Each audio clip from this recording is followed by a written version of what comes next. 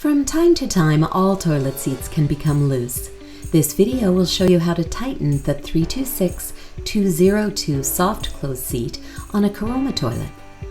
You will need a Phillips screwdriver and possibly a flathead screwdriver to perform this maintenance. Simply pop off the hinge covers at the back of the seat. We find it really easy to do this using a flat-headed screwdriver. Then just realign the seat onto the bowl. Make sure that both the sides and the front of the seat line up properly with the bowl. Then, turn the hinge bolts in a clockwise direction until completely tightened. Just snap the hinge covers back closed and you're done.